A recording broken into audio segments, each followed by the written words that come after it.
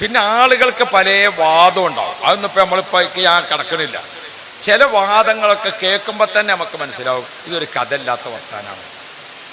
ഒരു കഥയില്ലാത്ത വർത്താനം നമുക്ക് കേൾക്കുമ്പോൾ തന്നെ മനസ്സിലാവും. ഒരു ഉദാഹരണത്തിന് ഇപ്പം നമ്മൾ ഈ പുതിയ പാർട്ടിക്കാരൊക്കെ പറഞ്ഞത് മരിച്ചാൽ ഓതാൻ പറ്റില്ല.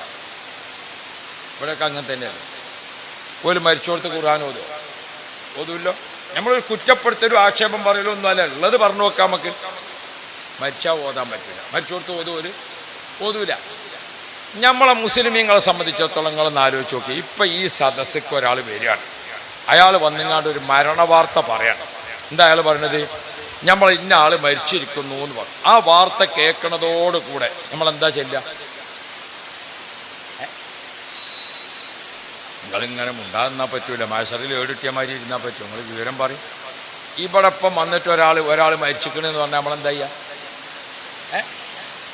ഇന്നാലില്ലാഹി വ ഇന്നാ ഇലൈഹി റാജിഊൻ ഇല്ലേ? മരിച്ചു എന്ന് കേൾക്കുമ്പോൾ തന്നെ നമ്മൾ എന്താ ചെല്ലുക? ഇന്നാലില്ലാഹി വ ഇന്നാ ഇലൈഹി റാജിഊൻ അല്ലേ? ഇത് ചെല്ലല് മരിച്ചതിൻ്റെ മുമ്പാണോ മരിച്ചതിൻ്റെ ശേഷമാണോ? നിങ്ങളുള്ളത് പറഞ്ഞാൽ മതി. ഏതാ? ഇന്നാലില്ലാഹി ആയത്താണോ അല്ലേ? ഇന്നാലില്ലാഹി ഖുർആനാണോ അല്ലേ? ആണ്. ഇന്നാലില്ലാഹി ഖുർആനാണ്. പിന്നെ ഖുർആൻ എപ്പോഴാണ് ഓതല്? മരിച്ചാ ഓതാൻ പറ്റൂല എന്നാണെങ്കിൽ ഇവരൊക്കെ മരിച്ചാൽ പിന്നെ ഇന്നാലില്ലാഹി ചെല്ലാൻ പറ്റുമോ? പറ്റൂല. നമ്മളെ വാശിയും വെക്കാണോ തർക്കോ ആയത്തൊക്കെ പിന്നെ ഓതാം. ഒന്ന് നേർക്കുനേരെ ആലോചിച്ച് നിങ്ങൾ.